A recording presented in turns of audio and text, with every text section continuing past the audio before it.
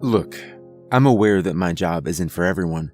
Most people wouldn't have the stomach to stick their hands all up in someone else's, but I went along with this profession years ago, for the sole reason that it's a family line sort of deal.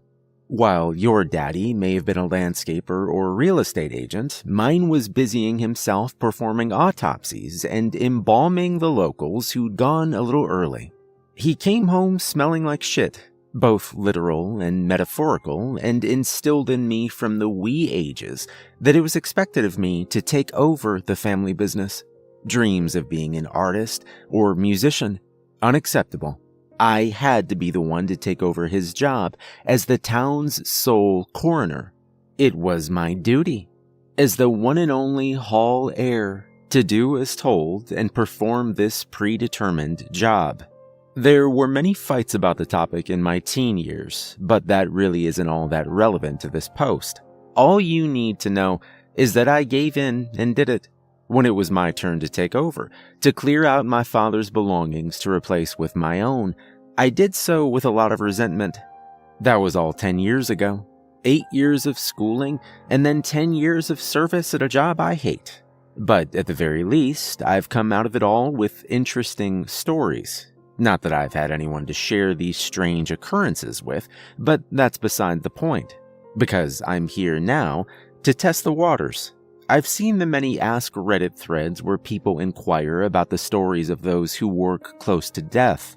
And while I've been tempted to share my own stories in these places, well, chances are that had I shared most of my truly outstanding stories, they wouldn't be widely believed.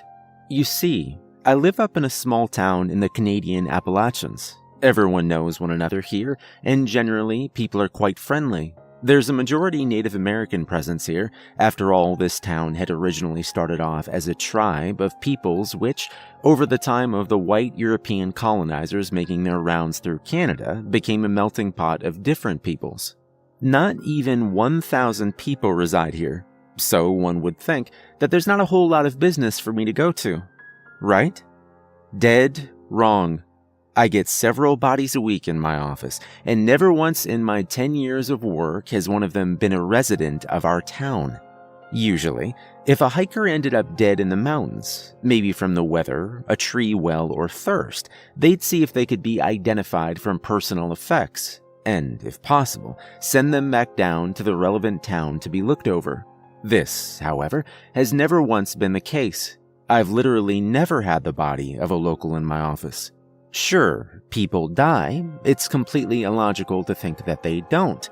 But for whatever reason, they've most likely all been sent out of town to be taken care of.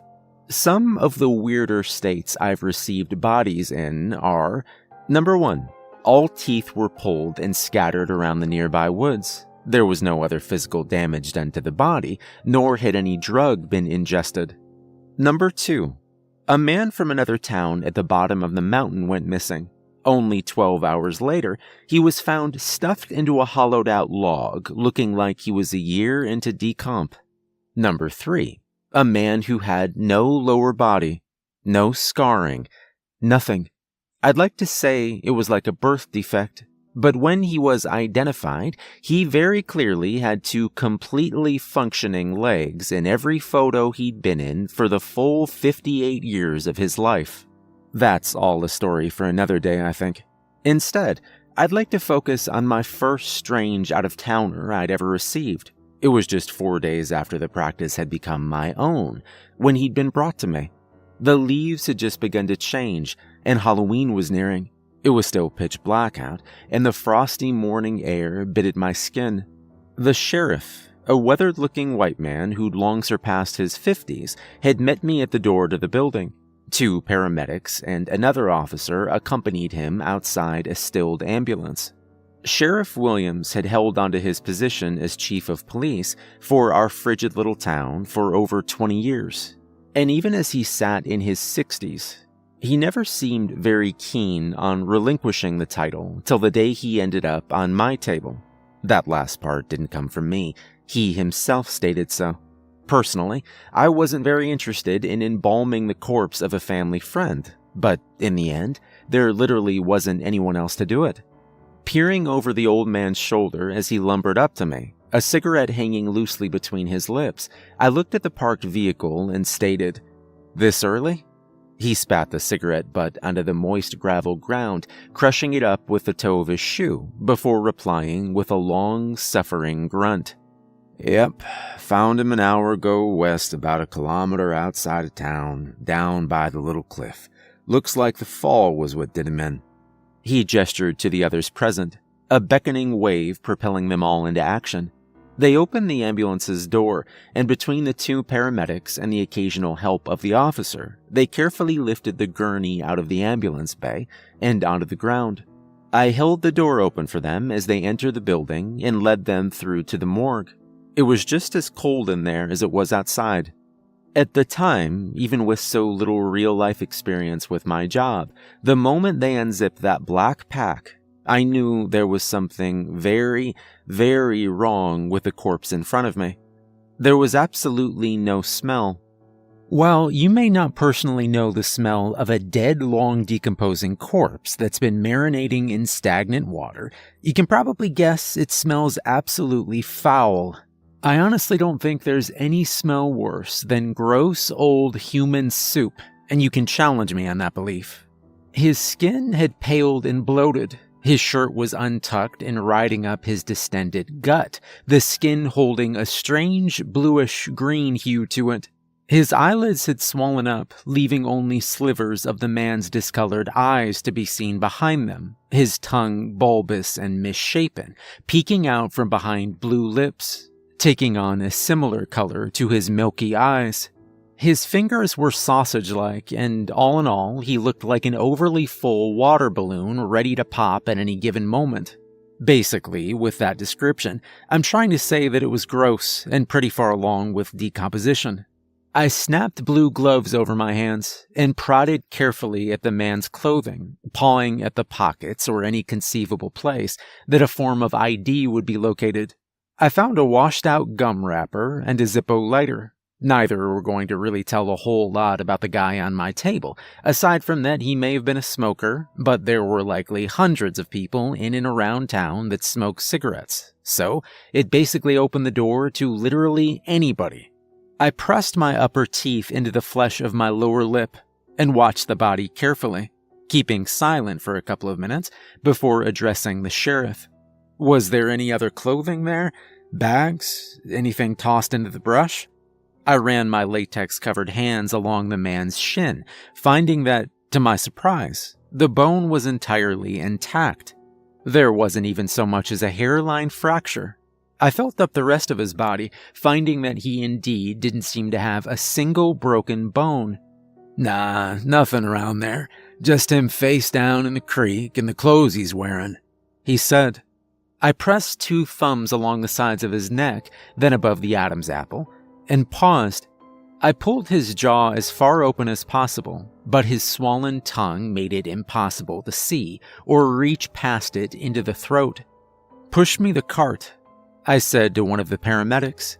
"There's, something hard in his throat. I need to cut it open to remove what it is." I looked across the table to the sheriff, who stood quietly, observing the area my hands hovered over. I'd still been new at the time. I felt reluctant to do something like that without overt prompting, and the sheriff seemed to catch on to that. "I'm not the coroner. That's your job. You went to school for it. You think it's necessary, then just go ahead and do it." That was all the prompting I needed, and carefully, with a scalpel, I dipped the blade in the skin just below the chin, and slowly slid it down. And still, no smell came from the body as I split him open. I stopped just above the collarbone and discarded the dirty tool. Gray fat clung to my gloved fingers as I dug them into the crevice I'd carved into the cadaver, and slowly, my fingers past stringy muscle and soft fat, I found my way to the offending thing blocking the throat. I couldn't quite tell what I was feeling. It wasn't sharp, edges rounded. It was broad and thick. I need one of you to hold the edges open for me. I can't pull it out." With the aid of the paramedics keeping the skin flaps open, I was slowly able to work the lodged item free. I wasn't too sure what to make of the item in my hands.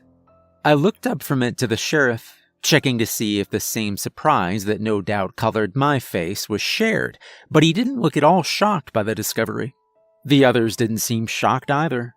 It was a palm-sized leather wallet that I just pulled from the throat of a cadaver. "Yeah, I don't think he fell off that cliff, Sheriff," I said. He didn't reply. Carefully, I peeled the thing open to check its contents. The college-aged man pictured on the driver's license looked nothing like the remains that sat just a foot away from me. He was a handsome young man. The card said he was from out of state, nowhere near where his body had been found.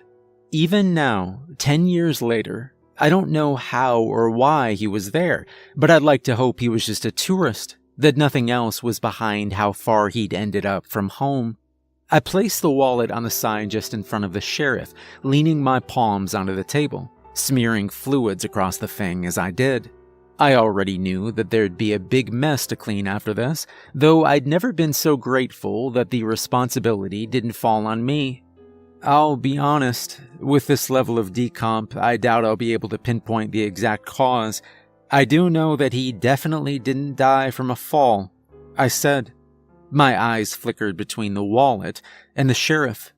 Though, personal opinion, I think that the whole throat wallet thing probably had something to do with his death. I said, "All right, well, what do we do? Decide he wanted a taste of his wallet?" The sheriff asked. I raised a brow at him. People tend not to do stuff like that. I think that someone else may have put it there. I said, "But you won't be able to say for sure." He replied, "I mean, yeah, technically I can't. Look, people don't get murdered around here. There's nobody running around shoving wallets down people's throats." He said, "You'll see weird shit like this plenty work in this profession. Don't think too hard on it. It ain't a threat to you if you ain't a threat to it. You understand me?" When I didn't answer right away, he simply waited. After a couple of long seconds, I reluctantly agreed with him. He looked at me hard, analyzing every crevice of my face before seeming to be satisfied. He stepped away, nodding slightly. "All right, you fix this fella up, all right? I'll track down his family, and I'll tell him the bad news. How long you think until you can say you finished embalming this guy?" He said, "Usually 2 hours, but this guy's in a bad state, so only God knows how long until he's cleaned up enough." I said. I tossed my gloves into a waste bag and stepped up alongside him.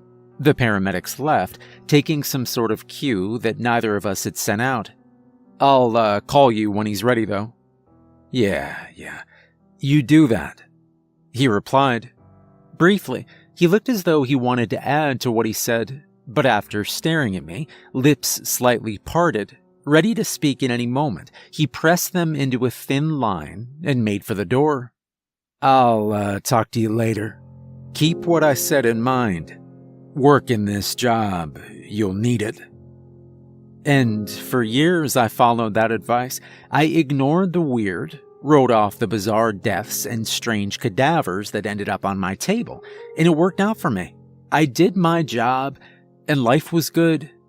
Turns out, though, that when the dead body that ends up on your table sits up and screams, well, all that previous advice of ignoring the weird stuff, it gets a hell of a lot more difficult. If there's enough interest in my stories, I'll continue with this little retelling of my top 10 weirdest hits, but I can't continue at the moment. My guest just woke up from unconsciousness, and I need to figure out what to do with him.